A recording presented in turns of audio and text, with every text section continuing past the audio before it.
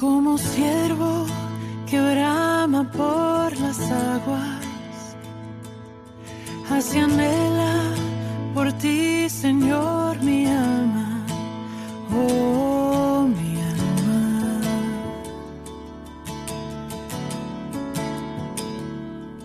Como árbol plantado junto a agua. A lo que me estoy refiriendo es a ese acontecimiento de una conversión pasada, como vimos la semana pasada a lo largo de las Escrituras.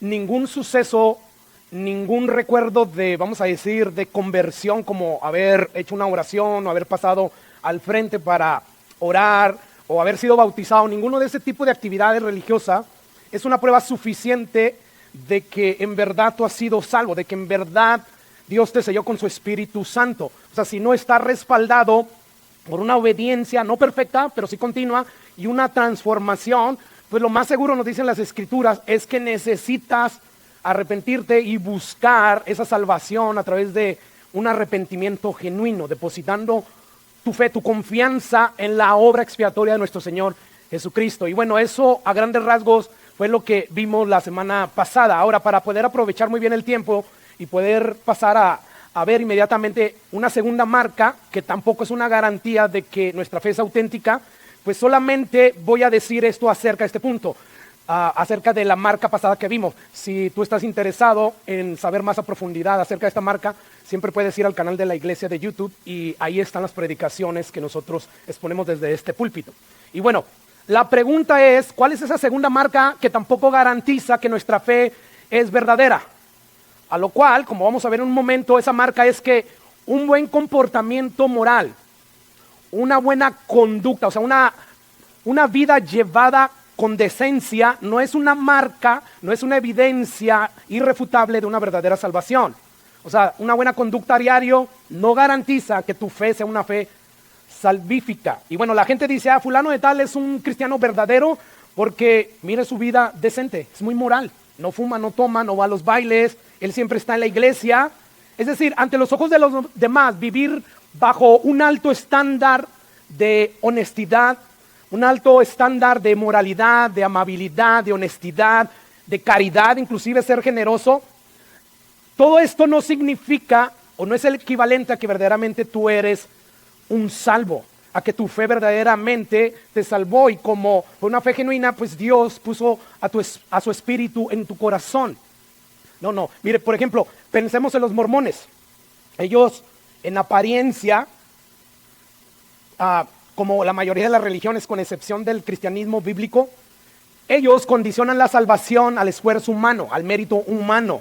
Y bueno, sabemos que Pablo claramente dice que creer y predicar que la salvación se obtiene por obras y no por pura gracia, por medio de la fe únicamente en la persona de Jesús, es un anatema, es un maldito de Dios. ¿Y cómo no va a hacerlo? Si escrito está en la ley de Dios, maldito todo aquel que no permaneciere en todas las cosas escritas. ¿En dónde? La ley, ¿verdad? Para hacerlas, termina diciendo Pablo.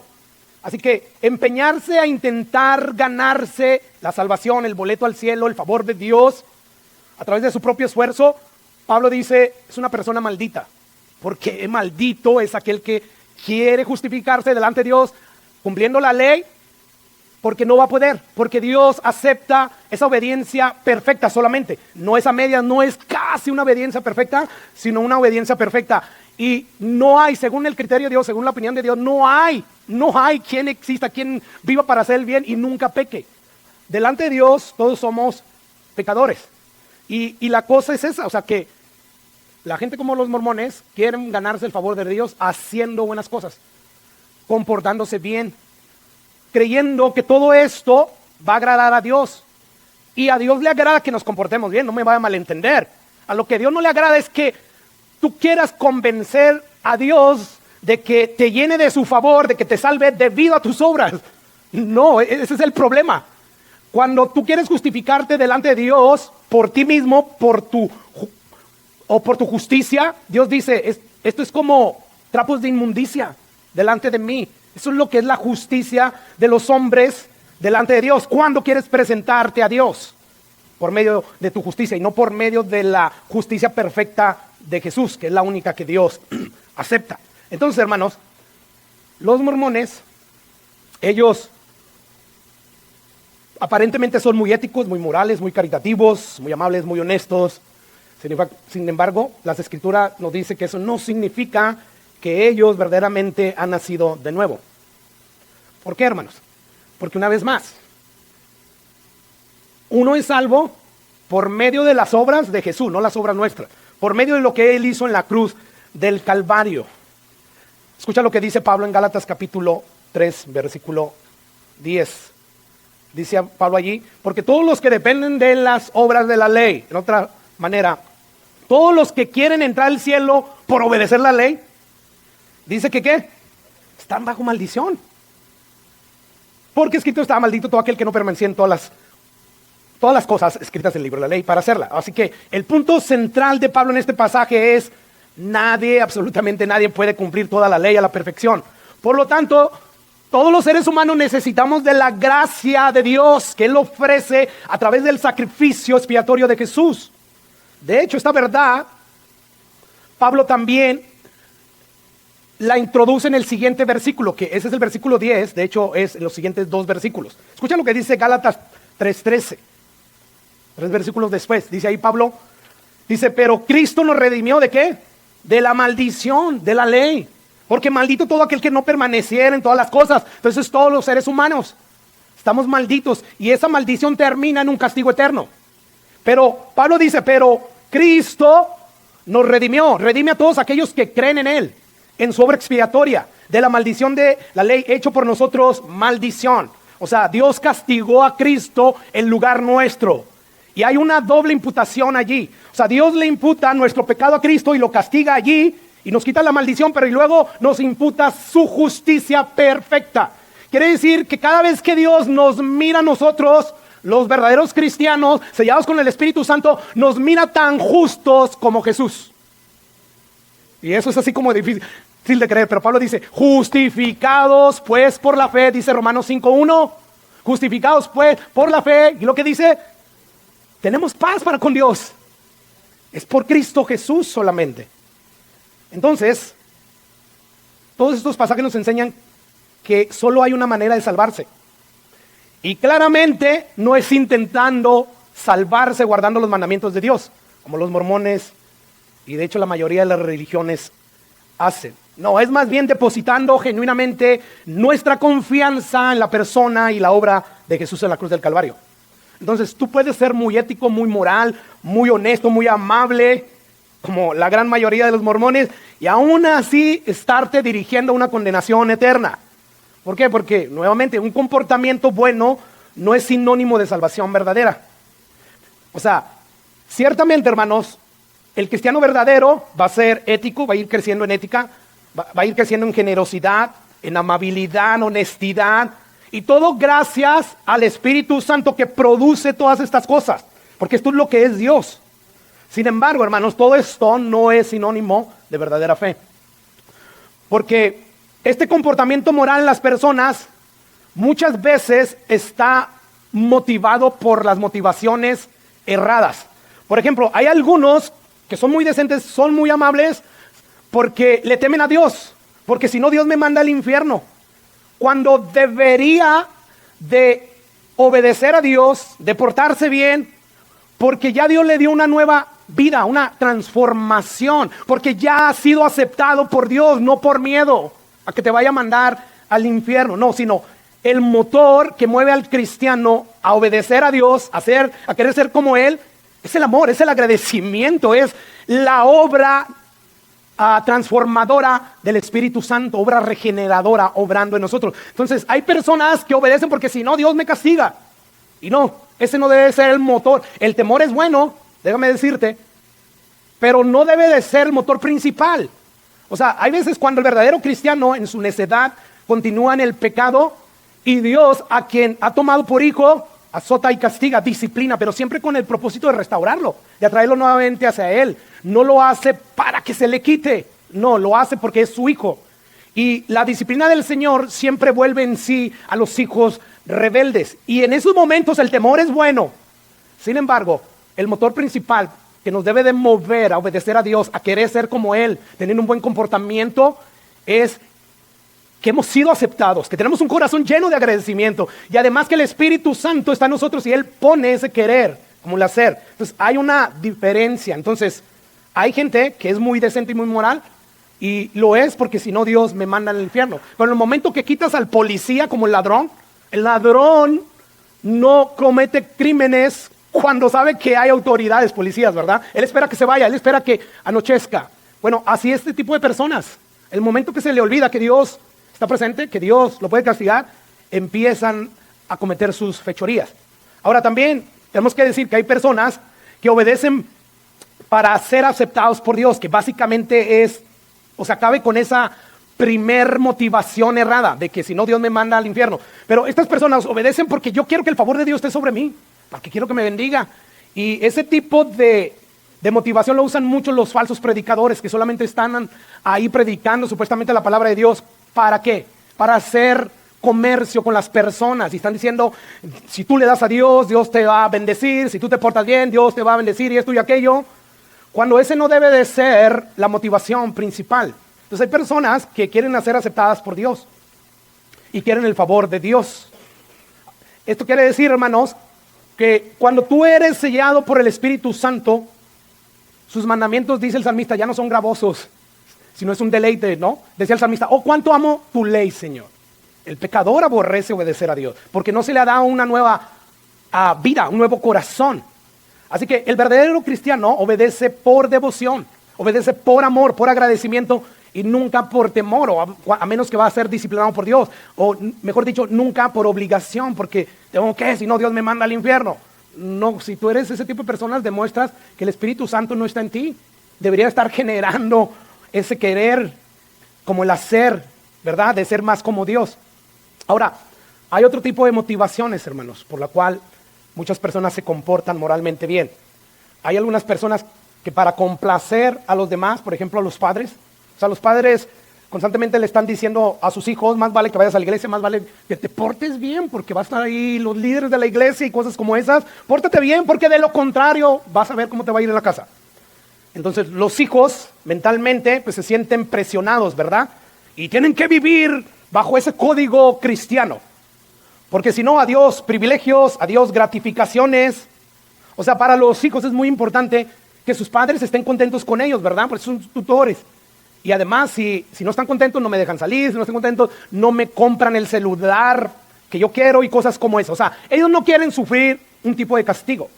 Mire, recuerdo, algunos años atrás, yo asistí, no recuerdo si era una boda, pero había una celebración, una quinceañera, no recuerdo bien, no quiero mentir, pero este era un evento donde se estaba llevando a cabo una celebración y los anfitriones de esta celebración, vamos a llamarlos, si eran cristianos como esa película antigua cristiana a medias tintas, o sea, eran cristianos a medias tintas, es decir, eran cristianos con una falta de compromiso espiritual total, que intentan vivir con un pie en la fe y otro pie pues en el mundo, ¿verdad?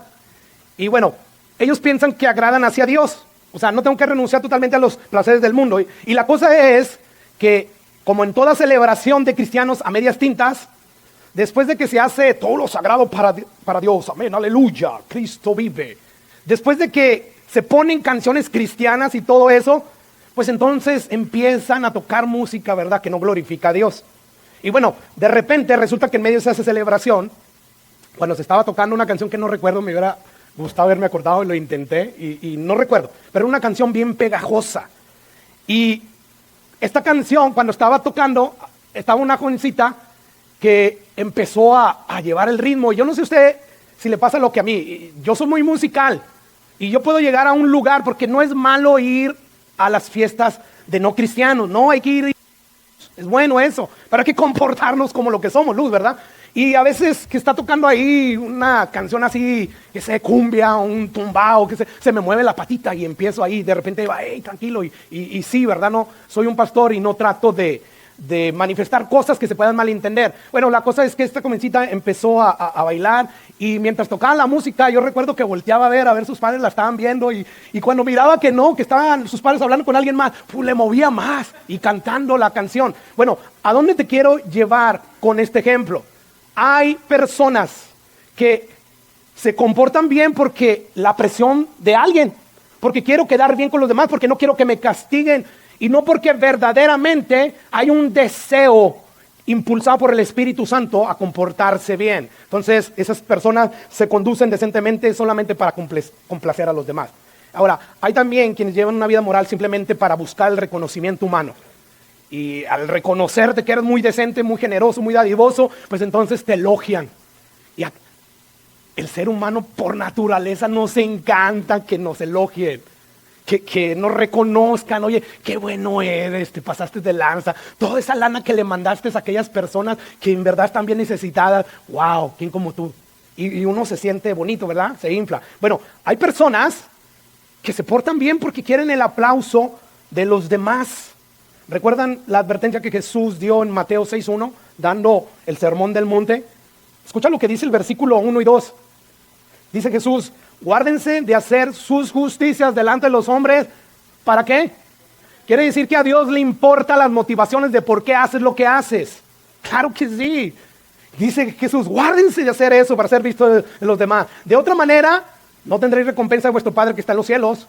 Y luego dice: pues entonces cuando des limosna no hagas tocar trompeta delante de ti, no hagas alarde.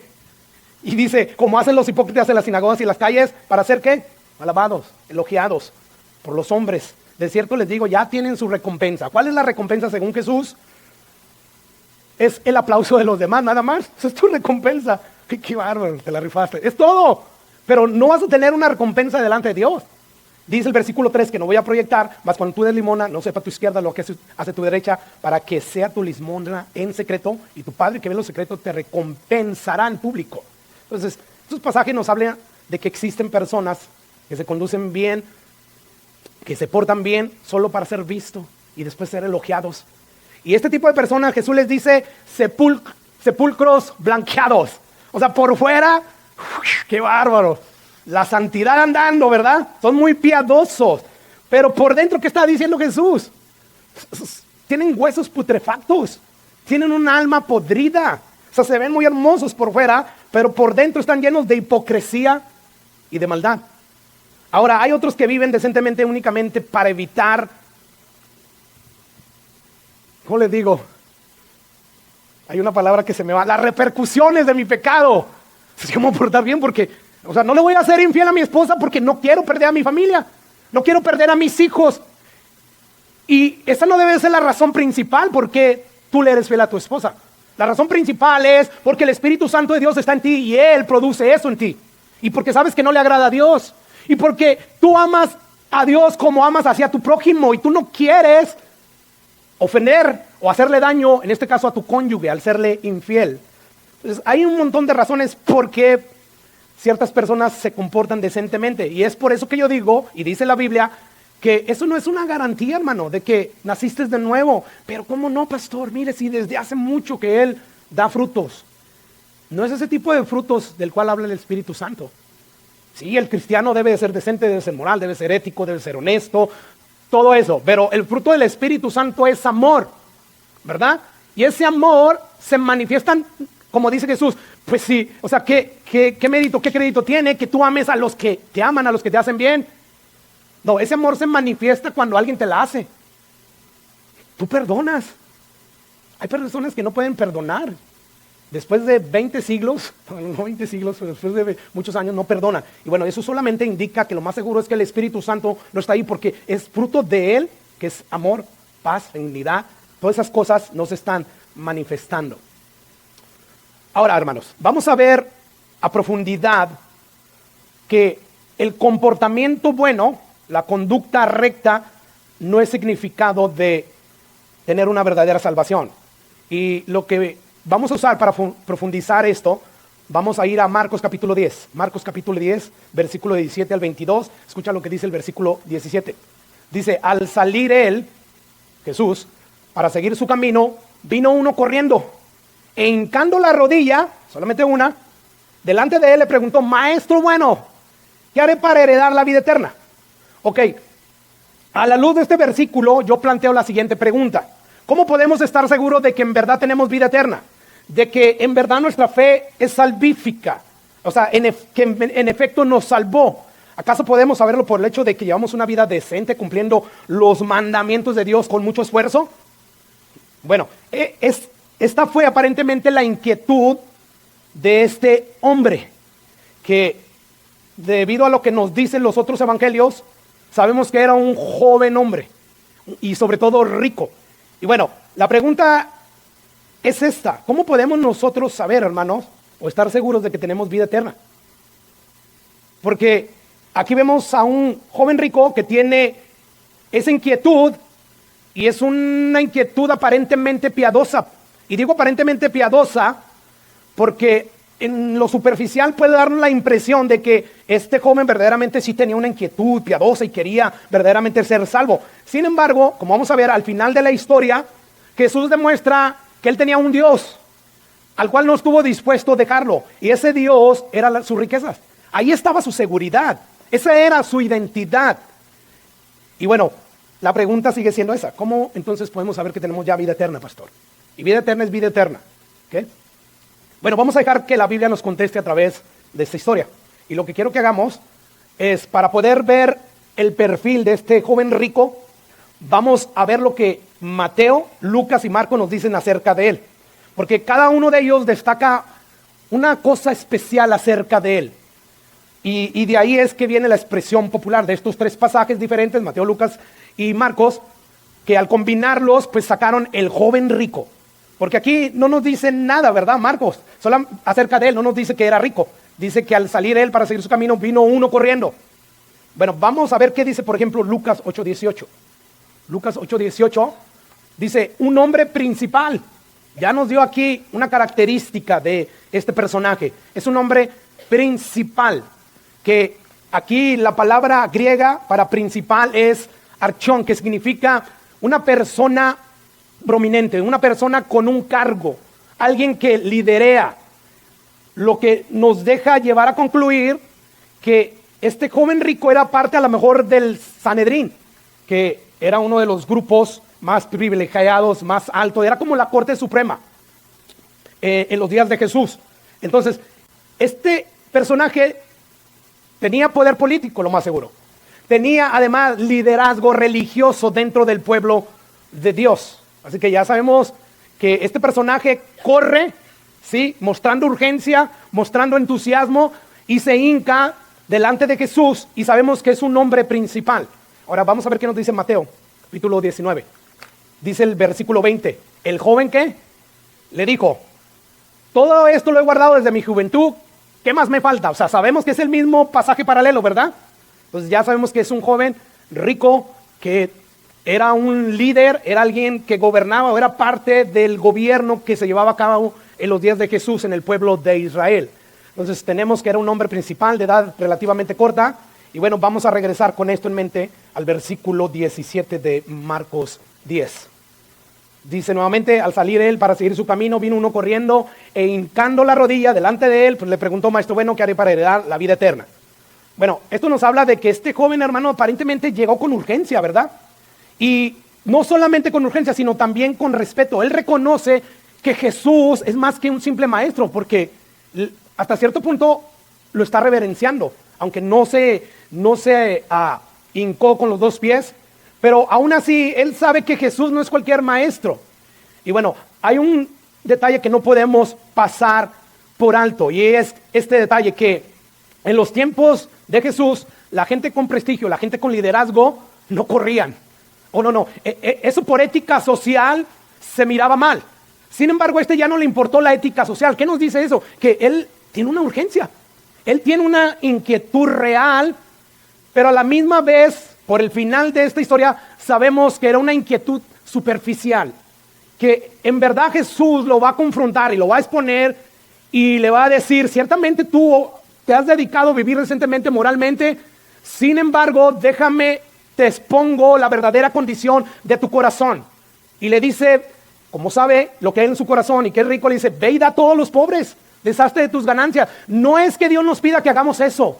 Eso Jesús se lo pidió para poder revelar la condición verdadera del joven, de que su Dios no era Dios mismo, era más bien todas sus riquezas. Y bueno, aquí vemos a este joven rico corriendo. O sea, esto nos habla de que sí había una preocupación en él, pero era una preocupación superficial. Y sobre todo porque, según el relato, Jesús nos dice que él pensaba que la salvación se obtenía haciendo algo. Por eso ¿qué haré para heredar la vida eterna? ¿Qué haré más bien? ¿O qué bien haré para tener esa vida eterna, heredarla? Y bueno, él miraba al parecer la vida eterna como algo que se puede lograr con su propio esfuerzo, con su buena conducta. Entonces podemos deducir, por la luz que nos arrojan estos pasajes que hemos leído, que este era un joven influyente, bastante moral y religioso. ¿Recuerdan como Nicodemo? O sea, bien decentote. De esos de los que te dicen, no, ese es un pan de Dios, ya se ganó el cielo. Así era este joven. O sea, pudiéramos decir que este era el tipo de joven que todo padre quisiera para su hija. Sin embargo, Jesús va a revelar que este joven, él tenía su seguridad y además su Dios eran las riquezas. Ahora, note que antes de hacer la pregunta, que todo cristiano desearíamos que nos hagan los pecadores, ¿verdad? ¡Hey, pastor! O ¡hey, Eva! ¡Hey, Eleazar! ¿Qué le voy a hacer para heredar la vida eterna? No, tú les hablas de vida eterna, de juicio y corren, ¿verdad? Pero, bueno, Jesús, antes de contestarle la pregunta más importante que puede hacer el pecador, ¿qué es lo que hace Jesús? Lo va a corregir. Porque él tiene un concepto de sí mismo y de los demás, de que son personas buenas. Y Jesús dice, porque recuerda, a Jesús lo está viendo como un hombre él. Él piensa que Jesús es un buen hombre. Sin embargo, Jesús le va a decir, hey, déjame te corrijo. Antes de que te conteste la preocupación más importante o la pregunta más importante, es bueno que te corrija porque es fundamental para tú poder entender lo que implica recibir la vida eterna. Necesitas saber que tú no eres bueno. Tú te crees bueno, ¿para qué quieres la salvación que yo ofrezco? O sea, te crees bueno. ¿Crees que con tu propia justicia Dios te va a aceptar? Entonces Jesús nos enseña que es importante, hermanos, corregir a las personas que creen que son buenas y no lo son.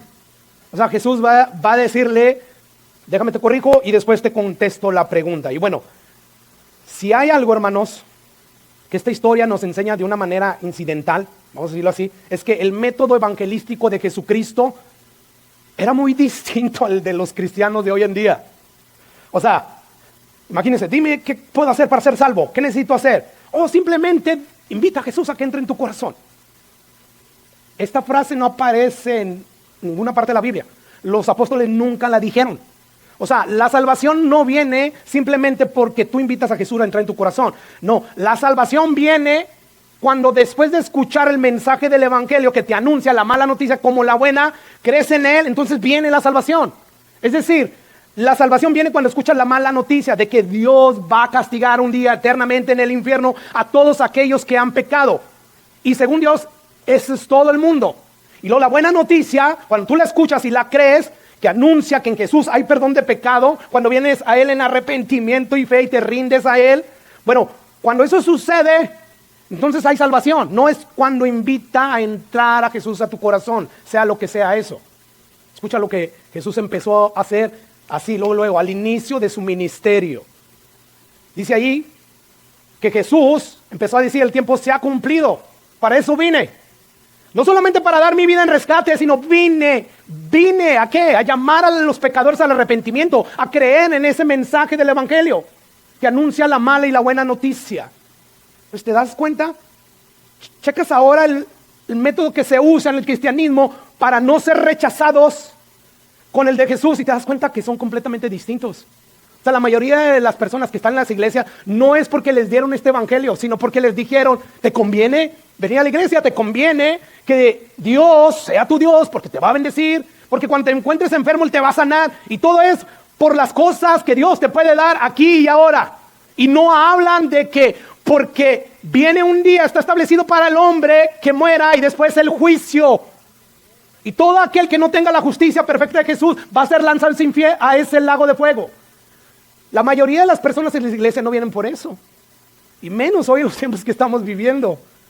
Hoy no se predica del infierno, cuando se debería de predicar. La persona del Nuevo Testamento que más habló del infierno fue Jesús. ¿Y cómo no? Si Él mismo va a ser el juez que va a juzgar a vivos y muertos. Él mismo fue que creó el infierno, sí, para Satanás y sus ángeles, Pero para todos aquellos que rechacen también el evangelio, que rechacen el sacrificio de Jesús. Entonces, yo veo que no es el mismo evangelio, hermanos, de hoy en día. Y bueno, este joven tenía ese concepto errado acerca de sí mismo, al igual que la mayoría de las personas tienen, de que en sí mismo nosotros somos buenas personas, que en ocasiones hacemos cosas malas. No, es al revés. Según Jesús, no me mires así, pero según Jesús, nosotros somos personas malas que por la gracia común de Dios a veces hacemos cosas buenas. Se lo muestro con la Biblia. Mateo capítulo 7, versículo 11, escucha lo que dice Jesús. Después de que le dice Jesús ahí a la multitud, están oyendo el sermón del monte, que empieza en el capítulo 5 de Mateo y termina en el capítulo 7, hay una gran multitud, y les dice, ¿quiénes de ustedes, cuando su hijo les pide pan, le dan una piedra?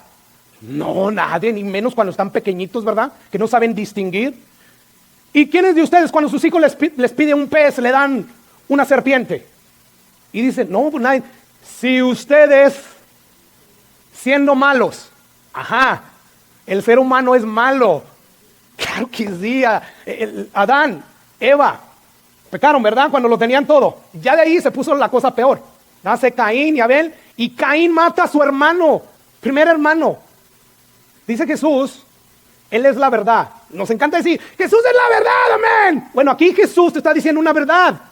Acéptala por muy incómoda que sea, por muy imposible de digerir, de asimilar que sea. No, somos malos y por eso necesitamos no solamente el perdón de Dios, sino el mismo Espíritu Santo de Dios para que controle esa maldad. Y Jesús está diciendo, si ustedes siendo malos saben dar buenas dádivas. ¿Te fijas que es al revés? Nosotros creemos que somos buenas personas que a veces hacemos cosas malas. Es al revés, según este pasaje. Mismo Jesús en otra ocasión le dice, ¿de dónde salen los malos pensamientos, los adulterios, los hurtos, el robo? Del corazón, de tu corazón y mi corazón. Por eso que Dios nos da un nuevo corazón, a través de su Espíritu Santo, ¿verdad? Así que, hermanos, este concepto que este joven tenía y que la mayoría del mundo tiene, yo soy una buena persona, pero pues a veces me hace enojar y me vuelvo malo. Bueno, es un concepto errado. Aquí Jesús nos está diciendo claramente que somos personas malas. Ahora, dice ahí el siguiente versículo, que es el 18, volviendo a Marcos 10. Jesús le dijo, ¿qué me llamas bueno? Y lo que, ¿qué afirma Jesús? Ninguno hay bueno. O sea, te dice de una manera negativa, ninguno hay bueno. Y luego de una manera positiva, solo uno. ¿Y quién es ese bueno? Amén. Es Dios. En otras palabras, lo que Jesús nos está diciendo es que en el mundo entero hay una sola persona que merece ese calificativo descriptivo de que es bueno. ¿Y quién es esa persona? Pues es Dios, ¿verdad? Obviamente.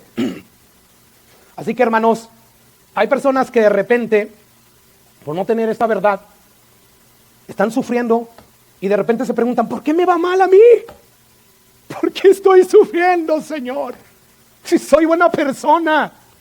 Sí, no tomas, no romas, no, eres decente.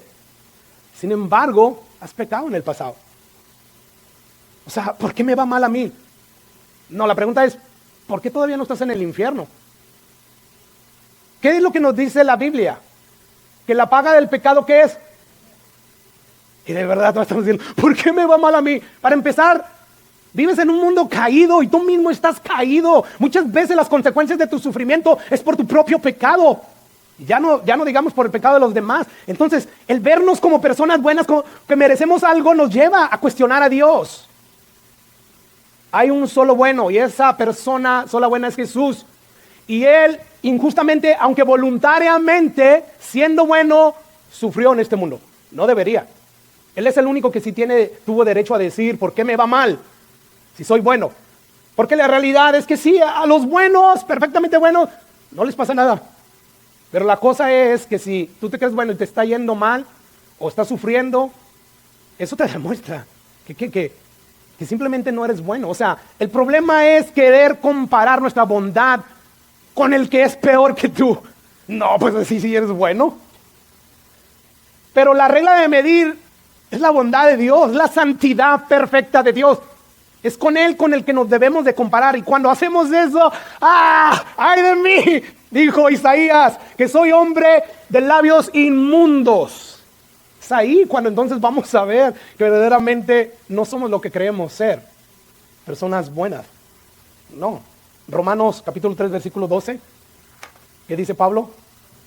Según la ley, dice, porque está escrito, si tú lees el versículo 10 y el 11, y luego dice él, todos se desviaron, aún se hicieron inútiles, no hay quien haga lo bueno, no hay ni siquiera uno. Recuerden a Jesús, solamente hay un bueno, y ese es Dios.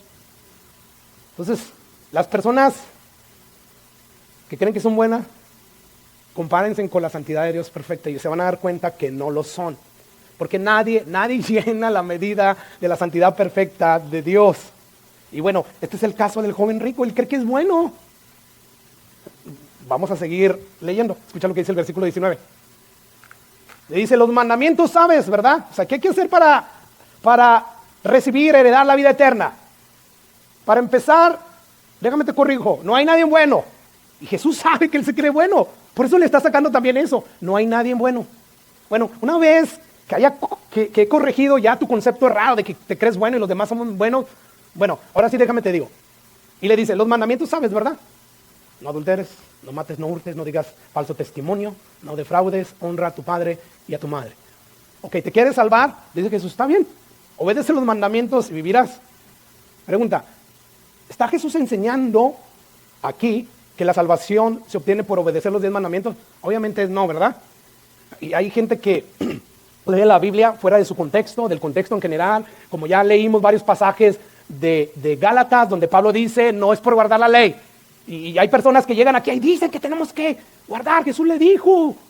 No.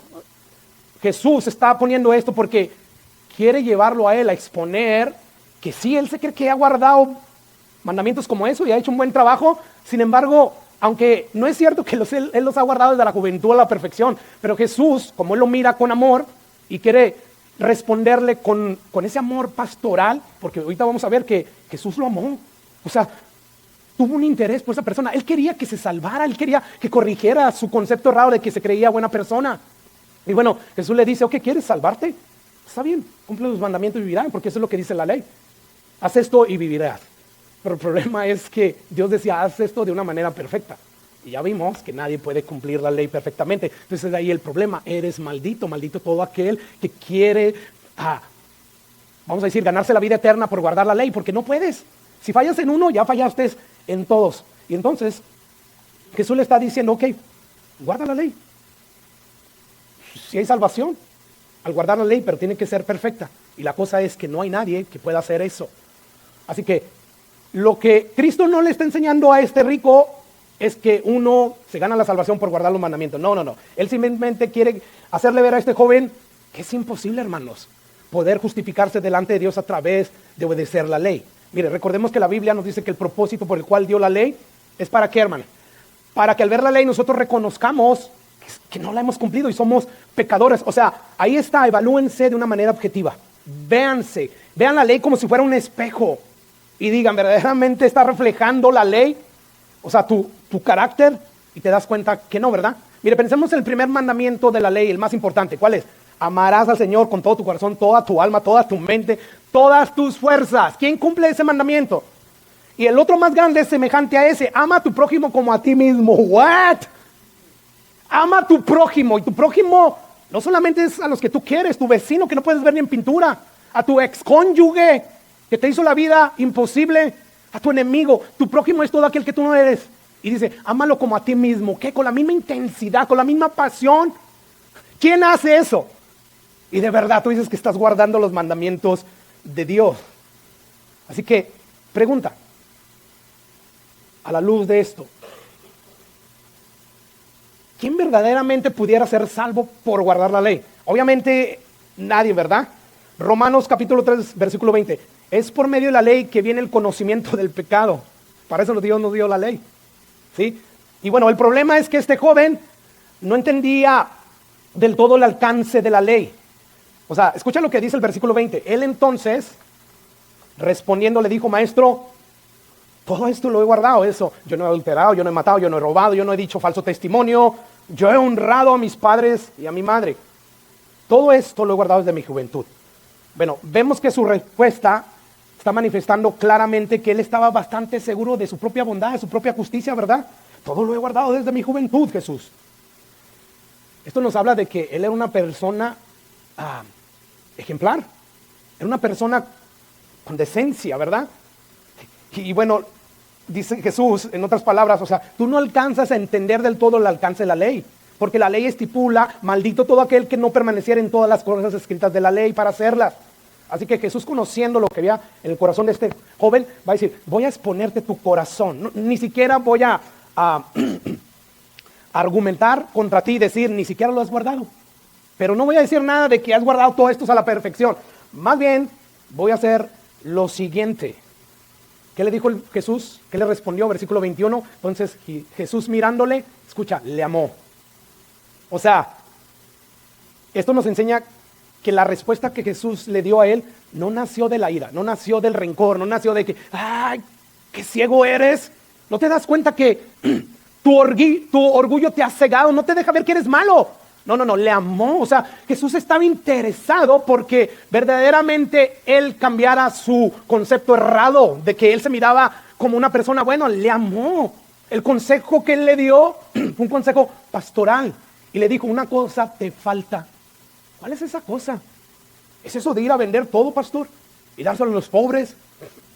No. Es ven y sígueme. ¿Qué implica ir a Jesús y seguirlo? Implica creer en el anuncio del evangelio, que tú eres un pecador. Jesús es lo que está anunciando. Por cuanto todos pecaron, todos están destituidos de la gloria de Dios. Ese era el evangelio que Jesús predicaba. Y por lo tanto, Dios te va a juzgar un día. Y si no quieres ser condenado, porque Dios condena, Él no da por justo al injusto, ven a mí, sígueme, acepta mi sacrificio. Eso es lo que Jesús le está diciendo en otras palabras a este joven rico. ¿Qué se necesita para tener vida eterna? No es ser la mejor persona decente. Hay personas que son decentes y no les sirve para nada, porque los motivos ya los vimos, ¿verdad? No es porque son decentes, porque la obra regeneradora del Espíritu Santo está haciéndolos ser decentes. No tienen el Espíritu Santo. Lo hacen más bien porque no quieren irse al infierno, porque dirán los demás, porque no quiero sufrir las repercusiones del pecado, pero no lo hacen porque el Espíritu Santo está detrás de ellos. Entonces, ¿qué tienes que hacer para ganar la vida eterna? Ir a Jesús, seguirlo, lo que Él enseñó, creer todo lo que Él dijo. Es tomar su cruz. No se trata de ser bueno, no moralicemos a las personas. Por eso aquí ya no enfatizamos tanto el compórtate así, si quieres que Dios te bendiga, haz esto y todo lo otro. No, nosotros primeramente nos aseguramos de que tú tienes la capacidad de comportarte bien porque el Espíritu Santo de Dios está en ti. Yo no le puedo decir a un puerco, déjate de revolcarte en el lodo, porque su naturaleza lo lleva a revolcarse en el lodo. Puedo decir a una oveja que no coma desperdicio. Sí le puedo decir a una paloma que coma su aspistle, se llama, su grano de maíz, qué sé yo, su gusanito. Eso es su naturaleza, ¿verdad? Bueno, lo mismo, yo no le puedo decir a una cabra que ame a Dios. O sea, Dios ya lo demostró. Yo les di la ley. Hagan esto y los bendigo. Y ni por las bendiciones se portaban bien. ¿Para qué dio Dios la ley? Para decir, ven, son malos. Necesitan un nuevo corazón. No solamente necesitan que yo perdone sus pecados, sino que les dé una nueva naturaleza, les dé un nuevo nacimiento. Por eso no moralizamos. Por eso constantemente estamos hablando del Evangelio, de la Biblia, del Nuevo Testamento de una manera consecutiva. No estamos imitando a las demás iglesias, aunque esto no venda, aunque estemos pocos, no importa. Lo que Dios va a calificar allá no es cuánta gente trajiste a la iglesia, es cuán fiel fuiste al llamado de predicar mi palabra tal como te la di. ¿De verdad la cambiaste para hacerla más potable? ¿De verdad, César, hiciste unos cambios? ¿Omitiste la mala noticia? ¿No hablaste del infierno? ¿No hablaste de que ellos son pecadores para que no se ofendieran? ¿La llenaste la iglesia? Pero no oyeron el evangelio completo. Que el evangelio es el único medio que Dios ha destinado, ha establecido para que el pecador sea salvo. Por eso Pablo decía, no me avergüenzo del evangelio. No me avergüenzo de hablar de que está establecido para el hombre que muera y después del juicio. No me avergüenzo de decir que hay un castigo eterno. Yo tengo que decir todo esto porque esto es poder de Dios, sobre todo cuando les doy la buena noticia, después de hablar de la mala noticia, que solamente en Jesús hay salvación. Eso es lo que Jesús está diciendo en otras palabras. Se requiere saber el resto de la Biblia, se requiere ir al contexto general de toda la Biblia para poder dejar que la Biblia se interprete a sí misma y ver todo lo que hay detrás de estos pasajes. Así que Jesús, mirándole, le amó. Y le dice, una cosa te falta, ve y vende todo. Dalo a los pobres, tendrás tesoros, ven y sígueme. Y lo dice, toma tu cruz. Así que, ¿qué le está mostrando Jesús a este joven? Amor, compasión. Qué cruel es el pastor. ¿Qué esto de hablar del infierno? Por eso no viene la gente, pastor. No, ¿sabe lo que sí es cruel? No hablarles acerca de esto que Jesús advirtió. Eso es crueldad. Porque todas esas personas, dice la Biblia, que se están yendo a un castigo eterno. No es un castigo temporal, como creen algunos. Dice la Biblia claramente que es eterno, donde el fuego nunca se apaga, donde el gusano nunca muere. ¿Para qué tener un fuego que nunca se apague si ya no va a haber nadie? O sea, el gusano nunca muere. Es por los siglos de los siglos de los siglos. Entonces, eso sí es cruel, no anunciar el evangelio completo. Y anunciar solamente una parte. Dios te quiere bendecir, Dios esto y lo otro y aquello. Y tenemos al montón de gente viniendo a la iglesia porque quieren ser bendecidos por Dios aquí y ahora. Y no porque necesitan a Jesús para escapar del castigo eterno. Y eso sí es cruel. Sin embargo, aquí Jesús, lleno de amor, compasión por él, él le muestra de una manera astuta la verdadera condición de su alma. Y le demuestra, tú estás violando el mandamiento más importante. Primer mandamiento, no tendrás dioses ajenos delante de mí. Y te lo voy a comprobar. Ve y vende todo. ¿Qué le está diciendo? No pudo. Dice el siguiente versículo que el afligido por esta palabra se llegó entusiasmado y te reverencio, Jesús. Y quiero seguirte, pero con mis propios términos, como mucha gente. No. Con los términos de Dios. Si tú no estás dispuesto a seguir a Jesús, dejándolo todo por Él, no eres digno de ser mi discípulo, dijo Jesús, ¿verdad? Bueno, Él se fue triste porque Jesús le puso términos. Así como muchos se van tristes. ¿Por qué? Porque tenía muchas posesiones. ¿Qué le estaba entonces, en resumidas cuentas, le estaba mostrando Jesús? Bueno, tú no amas a Dios con todo tu corazón, con todas tus mentes. Hay algo más que amas más que a Dios. Y ese es tu ídolo. Ese es tu Dios. ¿Te das cuenta? Entonces, esta persona sí, una persona muy decente, una persona que se esforzaba por guardar los mandamientos, no robaba, no adulteraba, honraba a sus padres y sus madres, no engañaba para perjudicar a otros, no daba falsos testimonios. Era una buena persona, hermanos. Sin embargo, Jesús nos deja ver que él estaba totalmente perdido en su moralidad, en su decencia.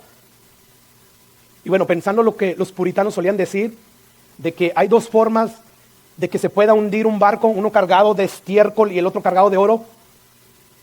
Dicen ellos, ante una tempestad peligrosa, ambos se van a hundir. No importa que lleves oro, no importa que seas decente. O sea, en aquel día, como dice Jesús, terminando el sermón del monte, que muchos pasajes de los que yo cité los sacamos de ahí, después de decir, bienaventurados los pobres de espíritu, o sea, bienaventurados el que reconoce que es pecador y que llora.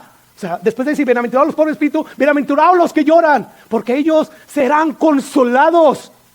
O sea, el hombre que empieza a decir como aquel pasaje cuando estaba ahí el fariseo y decía, oh Señor, mira que yo no soy como aquel pecador, yo doy mis diezmos, yo obedezco la ley.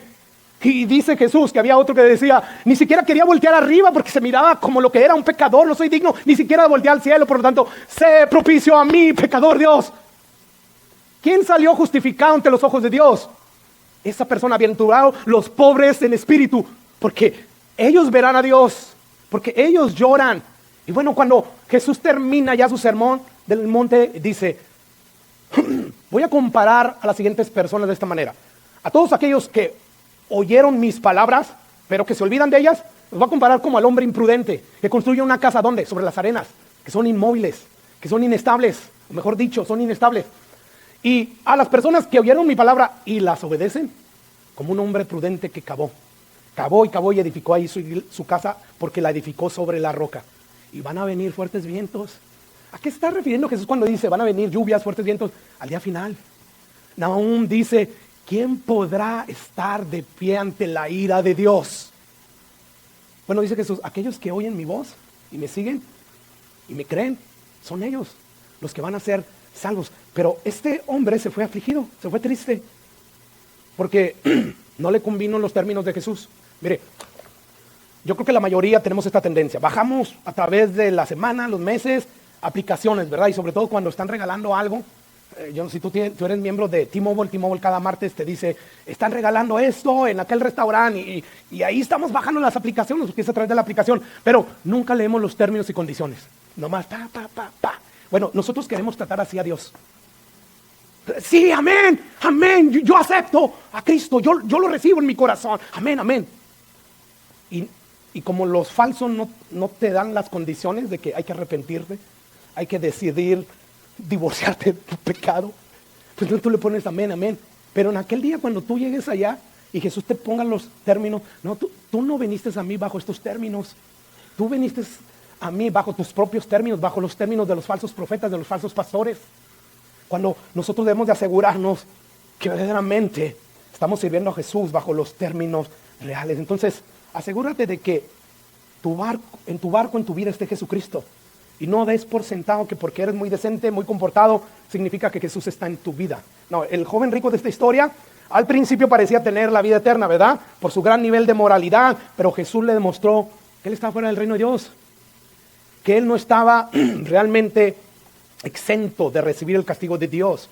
Y bueno, según el criterio del mundo, de hecho, según el criterio del cristianismo moderno, no el bíblico, pues ya tienes ya la vida eterna, no te preocupes. Vienes a la iglesia con tu Biblia cada domingo, oras. Yo te veo lo jubiloso que te pones cuando están las alabanzas al Señor. Eso ya es prueba suficiente para creer que verdaderamente eres salvo. Pero bueno, Jesús nos dice, no, tú puedes ser la persona más moral como esta persona, como el mismo Nicodemo. Y aún así, estar perdido. ¿Por qué? Porque a lo mejor ese buen comportamiento está siendo producido porque quieres ganarte el favor de Dios, o porque no quieres que te envíen al infierno, o por agradar a los demás, o para que te elogien los demás, o simplemente es por otra motivación, pero no por la verdadera y legítima motivación. Porque te comportas bien debido a la obra transformadora del Espíritu Santo obrando en ti, en tu vida. Así que recordemos, Dios ve más allá de nuestra fachada personal, hermano. Claro que sí. Dice Pablo que Dios conoce a los suyos. ¿Y cómo no los va a conocer si Él los selló con su propio Espíritu Santo? Lo que nos hace cristianos, sí, es haber creído en la persona de Jesús y haber recibido el perdón de pecados, pero lo que nos hace cristianos ya, hermanos, verdaderamente hijos de Dios, es el Espíritu Santo que mora en nosotros. Ese es el sello, esa es la evidencia. Entonces Dios mira más allá de la fachada personal. Mire, imagine ya, con este ejemplo yo termino. Imagine una persona que va al médico. Va porque él sabe que tiene un dolor muy fuerte en el pecho. Y esto es debido a que está lleno de cáncer sus pulmones. Sin embargo, alguien le dice, solamente piensa positivo. Sé optimista y decreta que estás bien físicamente. Entonces, él escucha este consejo y bueno, para aparentar el dolor que él tiene, él se viste muy elegante, se peina bien, perfectamente, su gel y empieza a caminar bien erguido, así como yo estoy lleno de salud. Y bueno, cuando entra al consultorio, el médico le pregunta, ¿qué le pasa? A lo cual él responde, oh doctor, déjeme, primero le digo que yo me siento muy saludable, ¿eh? Yo hago ejercicio, yo no fumo, yo como espinaca, o sea, yo no tomo, no me desvelo, yo estoy bien, doctor. Y bueno, el paciente intenta convencer al doctor de su salud externa, ¿verdad? Pero el médico que tiene equipo como rayos X, como esa máquina que le llaman resonancia magnética, ¿verdad? O el que traen aquí, ¿cómo se llama? Estotoscopio, algo así. Bueno, la cosa es esa. Bueno, el que tiene todas esas cosas, ignora todo lo que él le dijo, ¿verdad? Y la fachada aparente exterior de él. Y solamente se enfoca en que algo mal se oye cuando le revisé los pulmones, cuando lo metí a los rayos X. Y bueno, llega un momento en que el médico, no para castigar a la persona, sino para salvarle la vida, empieza a tocar en su pecho y de repente llega ahí al punto donde le genera el dolor y le hace ¡ah! Salta la persona. Bueno, hermanos, vamos a decir que el joven rico fue ese paciente. Llegó ante Jesús presumiendo su currículum ahí de alta decencia y moralidad, pero Jesús, que es el gran médico, le da una mirada de amor y con sus rayos X, que él conoce las intenciones del corazón, ¿verdad? Conoce lo más profundo de nuestro ser. Él ignoró la fachada de bondad de este joven rico y empieza él a presionar donde más le va a doler a este joven rico, en sus posesiones. Jesús no quería quitarle el dinero nomás por quitárselo, para que te quedes en la ruina. No, él más bien quería extirpar, por decirlo así, ese tumor de materialismo, de que yo confío en mis riquezas. Y bueno, sin embargo, el joven rico rechazó tristemente el remedio de Jesús. Solamente te falta hacer una cosa. Ven y sígueme. Ven y sígueme y demuéstralo dejándolo todo por mí. Ven y sígueme. ¿Cuántas personas dicen seguir a Jesús y no lo dejan todo por Él? Esto demuestra que verdaderamente no están en Él. Porque estuvieran en Él, lo dejarían todo por Él. No porque tenga la capacidad de dejarlo todo por Él, porque ya tienen al Espíritu Santo que los capacita para dejarlo todo. Yo les he dicho, en mi vida hubo un antes y un después. Antes que me hablaban de Jesús y yo sí, que sí. Y lo buscaba para que me bendiera solamente, no porque quería ser como Él, santo, apartado del mal, del pecado. Pero llegó un día en que después de estar oyendo el Evangelio y el temor de no querer ir al infierno, lo invoqué, me salvó, me dio un nuevo corazón, llenos de deseos por querer ser como Él. En ese día en adelante todo cambió. Yo iba a la iglesia porque yo tenía el deseo de ir a la iglesia. No porque me obligaban, no porque me amenazaban, no por temor, no por miedo, era por agradecimiento. Y eso es lo que sucede y ha sucedido con todos los cristianos, hermano. Y bueno, este joven rechazó la oferta del Señor. Y lo que Dios nos está diciendo es que no seamos como este joven rico. No soportó lo doloroso del diagnóstico de Jesús. Él prefirió conservar su enfermedad espiritual. Prefiero mis riquezas antes que Jesús. O sea, se vistió de nuevo con su traje de apariencia y se fue triste. Déjame decirte, por lo que dice la Biblia, el médico de médicos está hoy aquí. Hemos predicado su palabra. Él habla a través de su palabra. Claro que sí, se requiere fe, ¿verdad? Jesús le dijo a su Padre, Padre, te pido no solamente por esto, sino por los que han de creer por la palabra de ellos. O sea, cada vez que nosotros predicamos la palabra de Jesús, la palabra de Dios, Dios está hablando a través de su palabra. Por eso dice Hebreos que su palabra es viva y eficaz. Yo no necesito hacerla viva. Es por sí sola, es viva y eficaz. El Espíritu Santo la usa para convencer de pecado, de juicio, de falta de justicia. Y Dios está hablando, Dios está aquí. El gran médico de médicos está aquí. Él conoce tu fachada de santidad. Si es que hay una fachada de santidad que sabes modelear muy bien los domingos. Pero también ve con ojos de profundo amor que ese punto exacto en tu corazón pudiera ser que Cristo no es tu Señor del todo. Y yo espero que el Espíritu Santo te ayude a ver eso. Y no te vayas triste como el joven rico. No huyas del consultorio del médico sin recibir ese remedio. O sea, permite más bien que el amor de Dios rompa tu orgullo, rompa esos apegos que tienes hacia las cosas del mundo y transforme tu vida desde el interior. Ven a Cristo. Ven a Él. No confíes en tus buenas obras. No confíes más que únicamente en su muerte, que Él sufrió en la cruz del Calvario para perdonar nuestros pecados. Ve delante de Dios. Ve y acuérdate que tú no puedes con tu propia justicia pagar la enorme deuda que tú tienes delante de Dios. No, tú necesitas la justicia de Jesús. Tú necesitas que Dios deposite esa justicia en ti por medio de la fe. Porque esa es la única justicia que Dios acepta. Yo creo que todos conocemos lo que es Monopoly, ¿verdad? Hemos jugado con él. Imagínate que tú llegues a tu banco y digas, quiero depositar este dinero en mi cuenta bancaria con moneda del Monopoly. Ellos le van a llamar a un psiquiatra o a la policía, esto está loco. Bueno, la moneda que tiene valor delante de Dios es la justicia de Jesús. No quieras llegar con tu dinero de Monopoly humano. Eso no circula en el reino de Dios. O sea, lo único que vale es la justicia de Jesús. Sí, porque siendo Él inocente, Dios lo trató, hermanos, como si Él mismo hubiera cometido nuestros pecados por su justicia que nosotros somos salvos. Así que yo te voy a pedir que inclines tu rostro y hagas una oración delante de Dios. Dile, Señor, escudriña mi vida, escudriña mi corazón, hazme ver, Señor, verdaderamente la condición espiritual en la cual yo estoy. Haz lo mismo que hiciste, Señor, con el joven rico, pero que yo no termine decidiendo lo que decidió el joven rico, sino que yo pueda, Señor, con el poder de tu Espíritu Santo, ir a ti y seguirte. Oh, Padre precioso, hemos predicado tu palabra, Señor.